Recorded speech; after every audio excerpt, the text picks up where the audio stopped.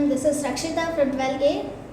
And this is Fajna from 12B. And this is Nabia here from Palsi. So guys, this is an interview with a national builder as a provider of Vidyadhan in taking our visions to our next level of lives. An optimist, a great woman entrepreneur, a successful motivator and a successful person. So now here is a great woman named Mrs. Roopali Prabhu. Wow! Thank you, girls. You all gave me such a lovely introduction. Thank you, girls, for the lovely introduction and a very, very powerful morning to each one of you here. Ma'am, we heartily welcomes you to our J Schools Radio Club, ma'am. Thank you, thank you. Bonjour, ma'am. Bonjour, ça va? Ma'am, we know that you doesn't need any specific introduction. But still, can you please share about you and your family, ma'am? It's very helpful for us to learn more about you. Okay, so this is where I'll begin. My name is Roopali Prabhu. I was born in the tinsel town of Bombay. So I'm from Bombay. I'm a Mumbaikar. Born and brought up in Bombay in a very conservative Brahmin family with 4 siblings, hardworking parents who were professionals. And I completed my graduation, post-graduation, my inter-CA, Media Mass Communication course in Mumbai. And because I loved French as a passion, I studied French on the side. I took up all the professional courses available back then to study French and see how it helped me. Because I learned French back then, today I'm able to make my passion into my profession. So that's why I always tell all my students that have one passion which you will follow very seriously. You never know when you get a chance to make it into your profession. And once you make that into your profession, you will be the most happy person on this earth because you will be doing something you love to do every single day of your life. What do you think? Yes or no? Yes, Yeah? Alright. Okay, do you want me to say some more? I'm a teacher, I can keep talking. Ma'am, the questions is more, ma'am. Okay, so there you go. Alright. Ma'am, thank you for sharing your experience and for your lovely speech, ma'am. So welcome. Next questions here. With this energetic beginning, we are very curious and glad to know more about you, ma'am. So, shall we start our questions with your permission, ma'am? Yes, absolutely. Let's go on. Ma'am, here is our first question. You are well known for many languages, but can you say how many languages do you know? Okay, so I can speak chaste Hindi, absolutely perfect, near perfect English, very good French, Tamil. My friends and family here will be able to say it. கொஞ்சம் தெரியும் கண்டிப்பாக பேசுவேன் but ரொம்ப ரொம்ப ஏன்னா ரொம்ப ஃப்ளூவெண்ட்டாக பேச முடியாது. Alright, so Tamil also பேசுவேன் பட் எழுத முடியாது. Then like I told you, I can speak French. Then I did one level of Japanese, so I still remember a little bit of it. I'm not really able to put it to my everyday use.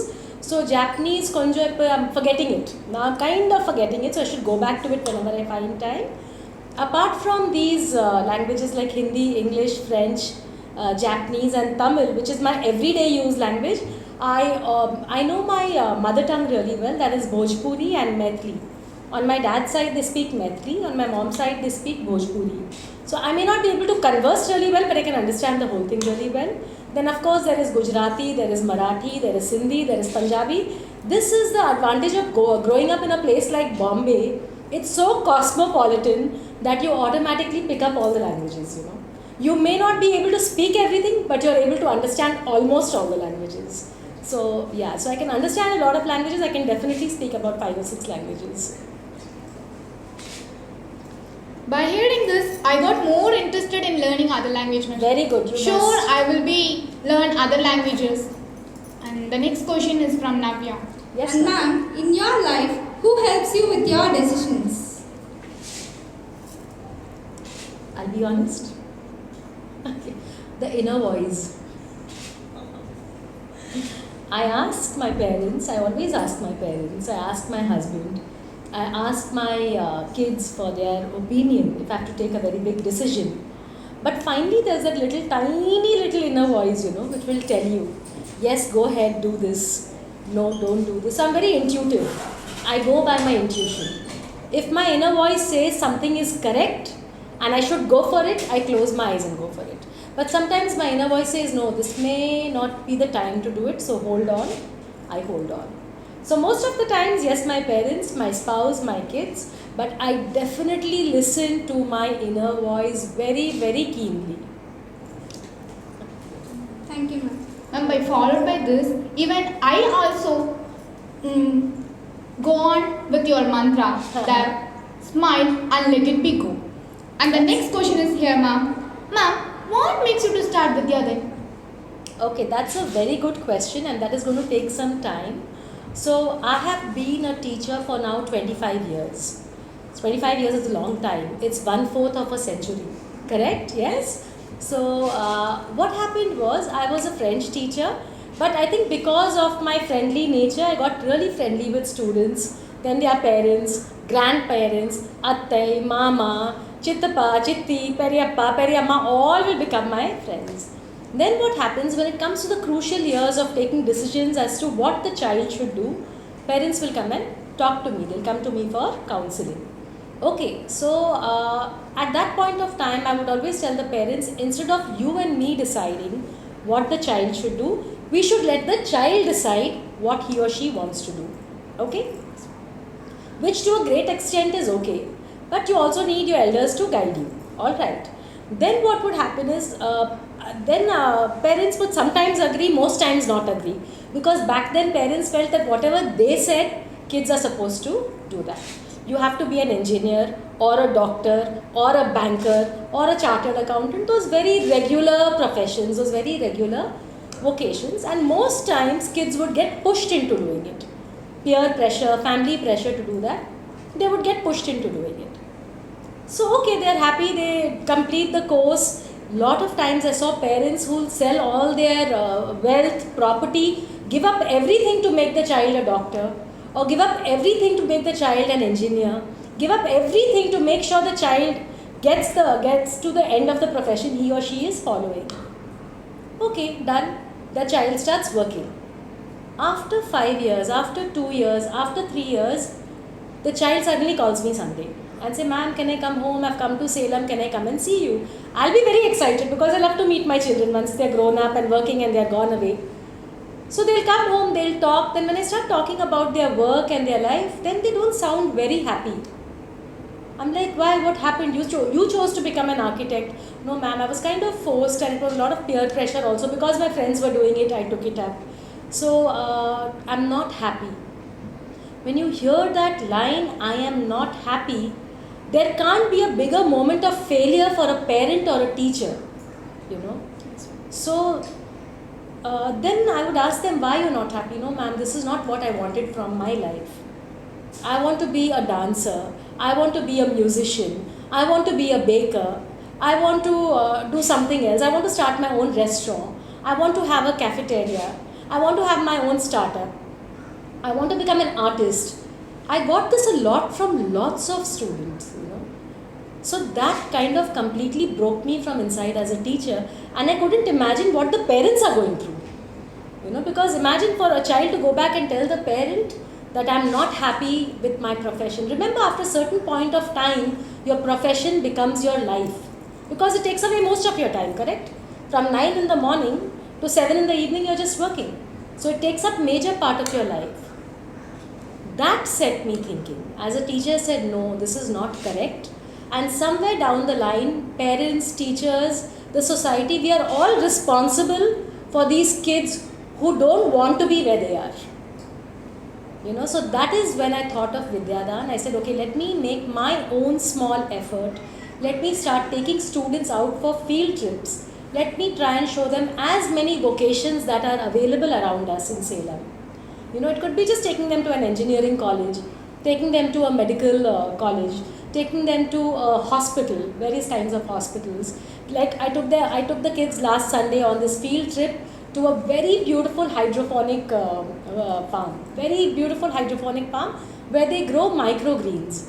So different kind of vocations, start exposing kids to all that at a very early age. by the time they come to the 10th, by the time they come to the 11th, to the 12th, they have a lot of practical knowledge of various professions. So they are not going to choose a profession just because I am saying no, you do it, or just because their parents are saying no, you do it, or just because their friends are signing up for a profession.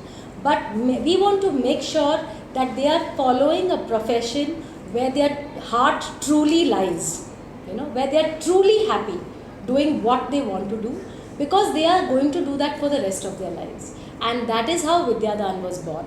With this small thought in my mind, that maybe my small effort towards taking children out of their classrooms, out of the four walls of classrooms, showing them the world, giving them that exposure, making them realize that there is so much more happening outside.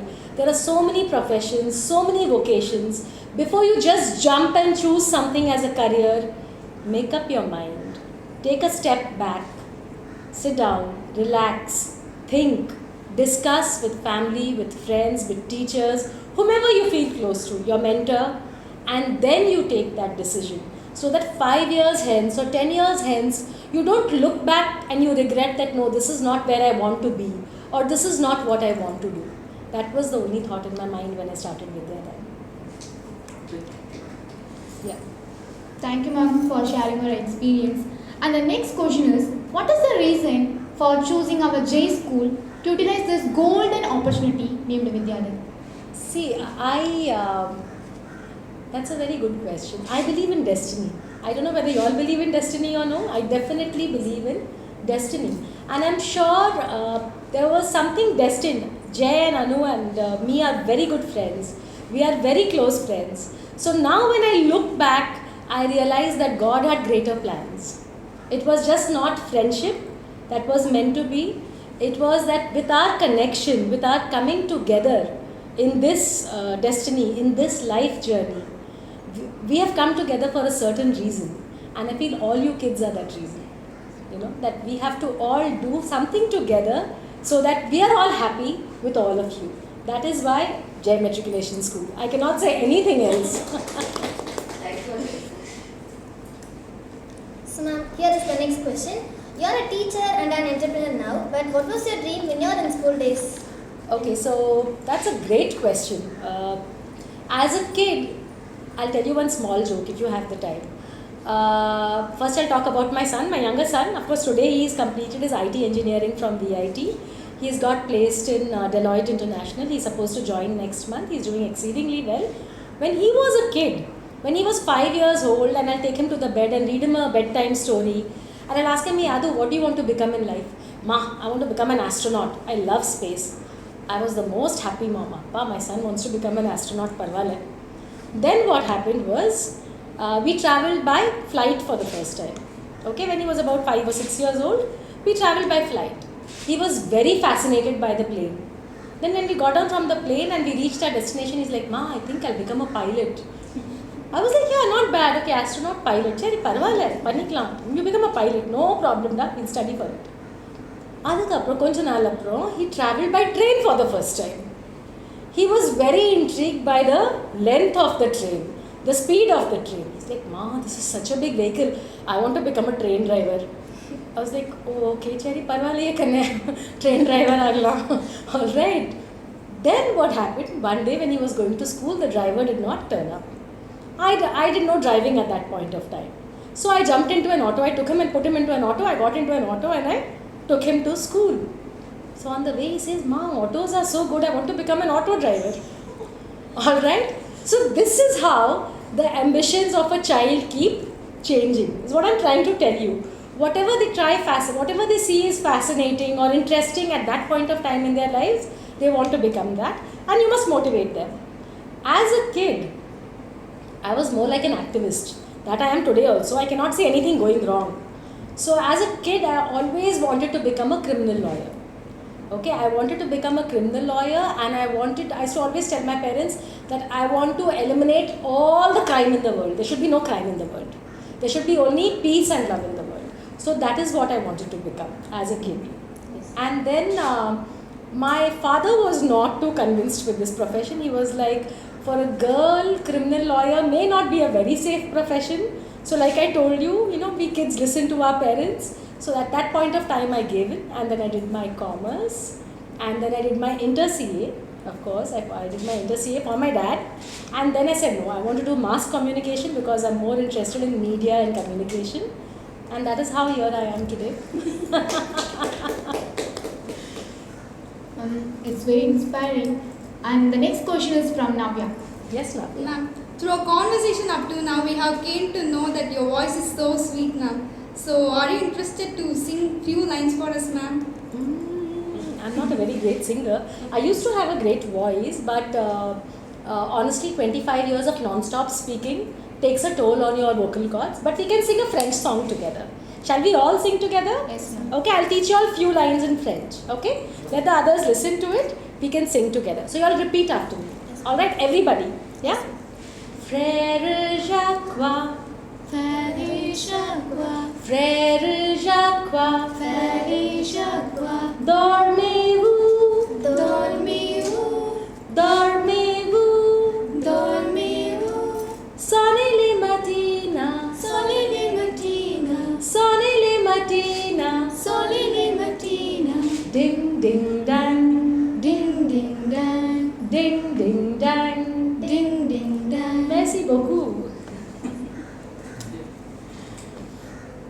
What a beautiful voice, ma'am. It's pretty Oh, sweet. thank you, thank you. Ma'am, I fell in love with French because of a song. Can Really? you sing that song for me, ma'am? Please, please, go ahead.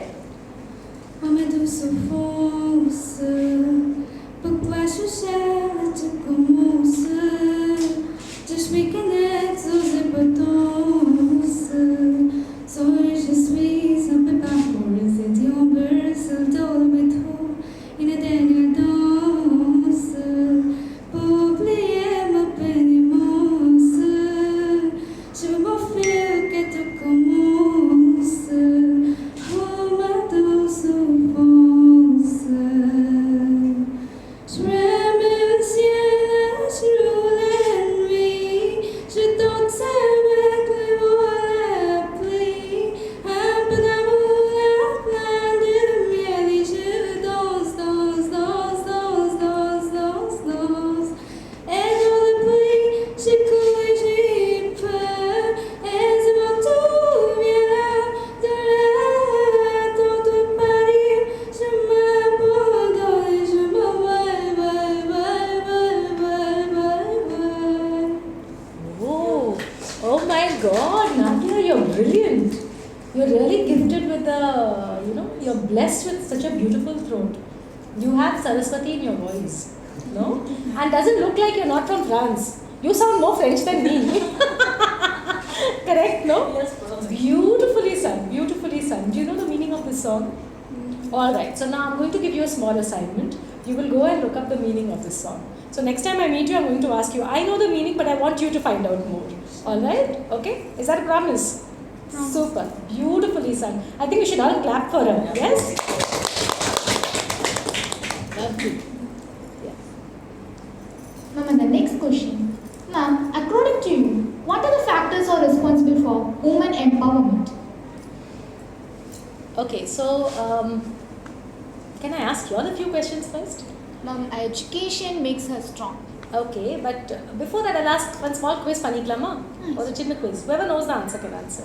So according to you, who is the most powerful woman on this earth today? Most influential, most powerful woman? Ma'am, in my home, which I see in real, is my mom. Wow, wow, wow, wow. 10 on 10 for that. Super. That didn't even come to my mind. Very beautiful. Alright, so anybody else for this answer? Oprah Winfrey. Have you all heard of Oprah Winfrey? The host, the anchor. So all of you will go and look up Oprah Winfrey today. She is a very powerful woman, one of the most in the world, and very influential woman speaker. She hosts a lot of motivational shows, lot of talk shows. She's the anchor of those shows. So you all should go and look her up. Okay? Sure. Then anybody else from the sports field that comes to your mind?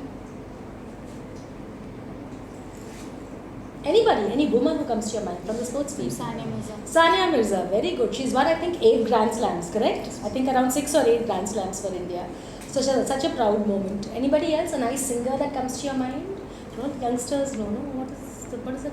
Girl, Selena Lopez. Huh? Selena Gomez. Selena Gomez. Sorry, I am so outdated. All right, Selena Gomez. Then you have Beyonce, correct?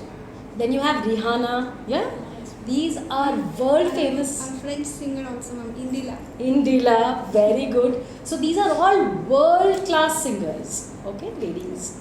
Okay, then can you think of a very good actress? You don't have to go too far. I think in Nayanthara, you have what's her name?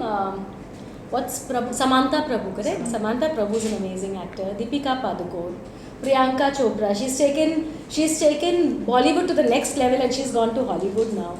So she's doing such a great job. Aishwarya Rai, Shushmita Sen, all of them. No? Then anybody else from a different field? Okay, from the field of astronomy. Kalpana Chawla, who sadly passed away when the Challenger was landing. But yes, Kalpana Chawla, she was such an amazing astronaut. Then Sunita Williams. So these are the ladies we look up to, and these are words of women empowerment. Okay, these are examples of women empowerment. But we don't have to go too far to be empowered. You know, like you said, your mother is your role model. From you look at her as an empowered woman. Okay, so every woman is empowered, is what I'm trying to say. We don't have to really make an effort or do something very specific to be empowered. I remember, I'll give you a very small example. When I'd gone for this deep trekking to Sikkim. So I was trekking along with Premlata Agarwal, who is a 7 summit. She's climbed all the 7 summits of the world. So she was climbing along with me and I was highly motivated by her, very inspired by her, totally awestruck by her. And at that time she was 58 years old. I was around 45, she was 58 years old and she was climbing on the mountains like how we walk on the road. Andamari, she was just climbing so quickly. So when we came down that night and we were all sitting and chit-chatting and talking, I told her, Premlata Akka, I also want to become a mountaineer like you. I also want to climb the Mount Everest. So she said, she smiled and she looked at me and she said, Roopali, what is your profession? I said, I'm a teacher. I teach. So she said, okay, let me tell you something very simple. You don't have to climb the Mount Everest to make an impact. You don't have to be that mountaineer or you don't have to be Premlata Akka to be, to make that impact or to be known. Whatever you do, give it your 200%. If you are in the field of teaching, teach your 200% best. So that is as good as climbing the Mount Everest. When you wake up in the morning, clean your bed, clean your bedroom. Make sure it is perfect before you leave your room. That is like climbing the Mount Everest. If you're making a cup of tea or coffee for your parents, or for yourself, or for your child, or for your spouse, give that your 100%. So that is not less than climbing the Mount Everest. So every act that you do is empowered. Every act that we do has power in it, has the power of magic in it. So as women, what I would say is, every house has a mother, correct? Yes. We don't have to go far to look for women empowerment. Without a mother, a house is incomplete. Yes or no? Yes. She is the backbone of the house. I remember, even now, I realized when my mother would say, if I don't get up in the morning and, open the main door of the house, the work doesn't begin. That happens with all us ladies, yes or no? If we don't start the day of our house, the house doesn't start. Correct? It's as simple as that. Okay? So we all women are empowered and we all women should always feel empowered and keep giving our best in whatever we do, in every strata of society. Be it a small job or be it a big job. Just keep giving it your 200% best is what I feel, and that is all about women empowerment. If I'm teaching, teach my 200% best. Tara ma'am is organizing a club, radio club, she should give it her 200% best. Y'all are interviewing me, give it your 200% best. Anna is taking my pictures, give it your 200% best. Yes or no? Yes or no, everybody? Yes. So that is all we need to empower women, to make sure we keep forging ahead together as women, hold each other's hands and keep moving forward. Let's just keep moving forward one day at a time, one step at a time. That's all we need to do always. Just remember that. Okay? All right?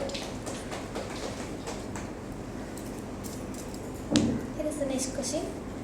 யாம் அறிந்த மொழிகளிலே தமிழ் மொழி போல் இனிதாவது எங்கும் காணோம். This was started by Bharatiyar, who is known for many languages. As you are coming with many languages, what is your opinion about Bharatiyar's statement? Okay, so I'll be very, very honest. I don't know too much about Bharatiyar. I know he was a very big scholar. But because my Tamil is not so, is not at a very high level, I know that his talks and his proverbs children use, it's used in schools. But that is all I can say about it, not too much. I'm really sorry about that, but I'll be really honest about it. Yeah? And ma'am, as a topper with 98% in French, can you please share some strategies for studying? Okay, so the strategy is very simple. Just love what you do. Okay? That's what I did. I loved French. I gave it my best. And like I told you, give it your 200%.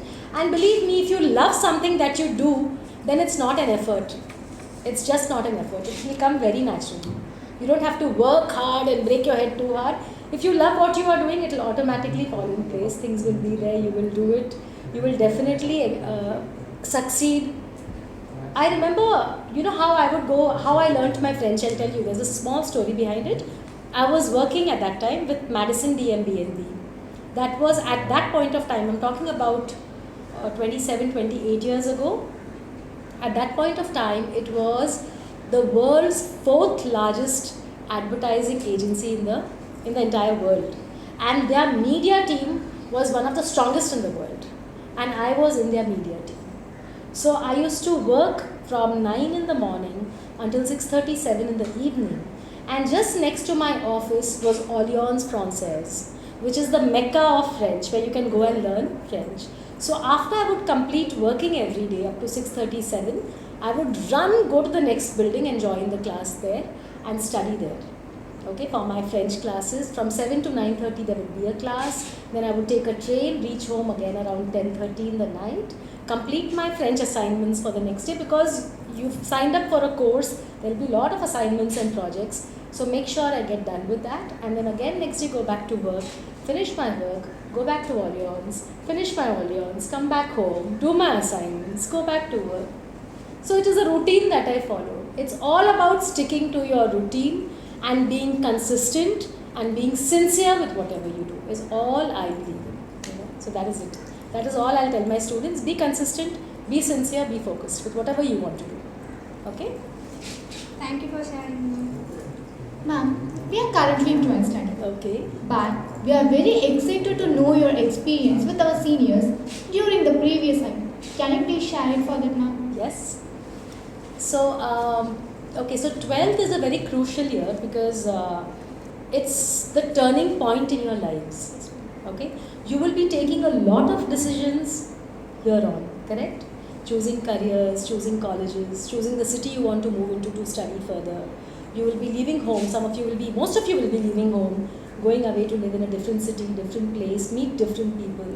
So before I start out with anything, I want to wish all of you good luck in all your endeavors, be it studies, be it taking the right decisions, be it moving out and facing the world, facing people, leading your day-to-day life. Good luck. In French, we call that bon courage. Bon courage or bonne chance. To all my 12th graders from Geometric Nation School. So, can you repeat your question once more, please? Ma'am, that we need to know that your experience with our seniors during your previous IB, with your experience with our seniors. Yes. So I think we had some really good times together. From what I remember, me, Anujay, Anita Akka, the staff of the school, we've all celebrated some very important days together. That is, I think we used to celebrate Republic Day, 15th of August. Then Gandhi Jayantis we've done together. And we've had a lot of occasions where I've taken them out on field trips, taken them to different vocations, then interactions in school itself, bringing guest lectures to, guest speakers to the school. So throughout this journey of this interaction, the one element that I loved most about the kids was their curiosity. They were always very curious to know more, to ask questions, to know what is latest, what is happening. Like last time also when Rajita ma'am came, I remember they had so many beautiful questions to ask her. Or when there was Sharda ma'am, she came as a chartered accountant. She had a talk with them. They had so many questions to ask about the chartered accountancy vocation. So it's very nice. It's very happy to see young minds alert and focused and making use of the opportunities that we are presenting to them.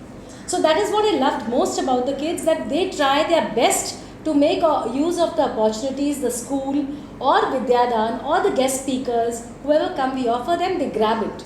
They take it and they make good use of it. So that is what I would say. I love them for their curiosity, for their interaction with us, for always, and they always have a very beautiful sense of gratitude. They are very thankful for everything that they receive, which is a very beautiful value which children should have these days. So these kids have that, all of you have that, and please retain that value throughout your life.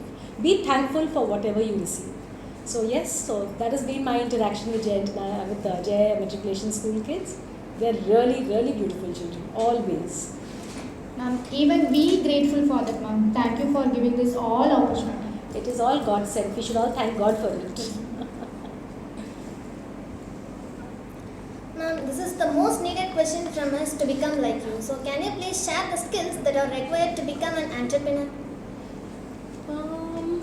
Alright, so okay, now this has set me thinking, because honestly I won't call myself an entrepreneur. I am a teacher at heart, and I will always be a teacher at heart. And remember that saying, once a teacher, always a teacher. Okay, so my heart is in teaching. Okay, I live teaching, I breathe teaching. When people ask me, what's your happy space, where is your happy space, I always say it's my classroom. When I'm with my children, I'm the happiest. I forget the world around me, I don't remember what's happening around me. So for me, it was a very beautiful journey. When I moved from Bombay to Salem, of course there were challenges because I didn't know the language. I was kind of new to a very different setting, different culture. I came from a place like Bombay into a smaller town, into a more conservative town. Language was unknown, people were new, I didn't know anybody except my immediate family. Everything was a challenge. But once you decide that no, I have to give whatever I have my best, whatever you have, with that you give it your best, is the time you will start doing well in life, is what I realized. I didn't know Tamil. I would go out, I would talk in actions. I would point at things because I could not say Urla Kalangu or Takali, or whatever I had to buy or whatever I had to do. At that point of time I said, no, I must teach myself Tamil. If I want to live in Salem, I must definitely know Tamil. So when in Rome, be a Roman, correct? So when in Salem, wear a Kanjivaram sari, speak Tamil. Alright, that is my technique. When in France, speak French. When in Bombay, speak Marathi.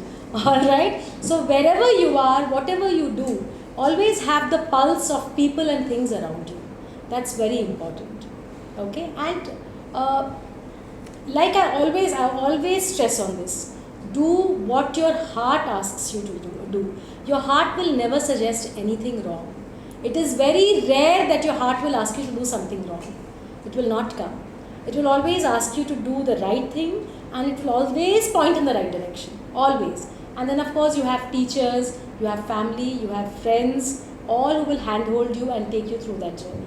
So just listen to your heart, listen to your mind voice, keep doing what is correct, be sincere, follow a routine, follow a regimen, stick to certain values in life.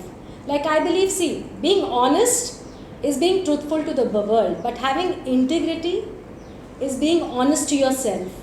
Be that always. Every single day of your life, be honest with yourself. Don't fool yourself into anything. Always be honest and real to yourself. You will automatically do well in life. Okay? These are my techniques. Alright? Yeah?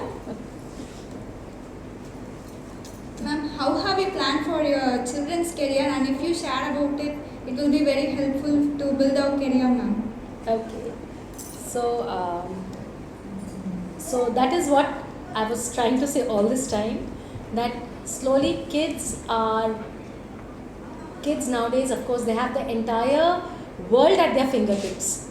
They have all the information they want at their fingertips. I have two boys, Akash Prabhu, who is now 23, and Adarsh Prabhu, who is 22 years old. So Akash completed his BCom honours from Christ College in Bangalore, and he got placed with Deloitte International from college. He worked with Deloitte International for about 1.5 years, and Adarsh has completed his VIT engineering in IT, and he's also got placed with Deloitte International. He will be joining in August. But believe me, like, I'm being honest. I told you I will always be honest. I'm not a parent who nagged them, who said that this is what you have to do or this is what you don't have to do. All I said was, boys, take your decisions, stick to them and respect it. Please respect the decision you've taken, because once you take a decision, there is a going back to it, but you will regret it later. So please take a decision without regret. Make decisions which you will not want to later say, oh my God, this was wrong, I shouldn't have done this. So I left it totally to them to decide. And of course, as a parent, I was just there listening to them. I was their sounding board. They would come and tell me, like Akash, after his 10th grade, he was in EVPS school, Emerald Valley. He came and told me, Ma, I want to play basketball at the national level. So if I'm going to be in Salem, that may or may not happen, because nationals may become a far-fetched dream in a place like Salem. So I asked him, okay, then what do you want to do? Tell me that. So he said, if I go to Christ or if I go to a college in Bangalore, which has a good basketball team, then my chances of going for the nationals is very high. I said, okay, let's do it. So that is when we decided that he will go to PU. Christ PU, he went to Christ PU, and sure enough, he went to represent Christ at the national level. He represented basketball at the national level for India. And so he lived that dream of his. And I'm glad I was able to make it happen for him. So as a parent, we have to just be a facilitator. We have to help them achieve their dreams. We cannot dream for them. We cannot run their journey for them. We cannot walk their journey for them. We can be part of that journey. We can hold their hand and walk with them. That's what I always tell my parents when they come and say, ma'am, please counsel my child. I say, no, it's not the child. It's the parent who needs the counseling. I think if you know what the child wants and let him do what he wants, more than half the battle is won. Yes, Anu, am I right? Perfect. Absolutely, no. So I did not, like I'm telling you, I did not choose their career for them. I helped them choose their career. I helped them decide what they wanted to do. It's like every our amma, when the child is small, can't walk, you hold their hand and make them learn to walk. Similarly, at every stage of their life, they will need you. You will need to hold their hand, but as they grow up, you realize they will need to hold your hand, they will take their decisions, they will stumble. You have to just keep holding tight and let them keep walking. They have to do the walking, you have to just keep holding tight and watching that what they're doing is okay. So that is what I believe in. It's a pleasure to hear this from you, ma'am. Thank you. Can you please give a review about J School's Radio Club and share your experience with us, ma'am? Yes, of course. So I think your radio club, I think it's spearheaded by Mrs. Tara, is it? Yes. Okay, so Mrs. Tara, you've done an amazing job. Thank you. Right from coordinating with me and making sure that it's well planned and well organized, you took care of everything really well. And then of course Jay and Anu for calling me as a speaker here today and interaction with the children. Thank you so much for that, Jay and Anu. And then your radio jockeys are amazing, yeah. I think one big round of applause for all the 3 radio jockeys. Well done, girls. I'm really impressed with the way you all took this entire session ahead. Love the volley of questions you threw at me, and love the way you all spoke, the way you sang, Navya. It just kind of swept me away from my feet, You did a fantastic job. Thank you. So I think you all are budding radio jockeys. That is another profession you must look into, all 3 of you. So well done, and applause and big round of applause for all of you, the entire team. Thank you so much for having me over. Thank you. Thank you. Ma'am, and here is a small quote for you. A dream doesn't become reality through magic. It takes sweat, determination and hard work. And that's what we learned from you, ma'am. Oh, thank you. Thank you, ma'am, for sharing your valuable points and spending your part of golden time with us. And I even thank my management for giving this golden opportunity to spend the time with you. Thank you, ma'am. Most welcome, most welcome. De rien, je vous en prie. That's in French. I loved my session with you girls. It was amazing, really amazing.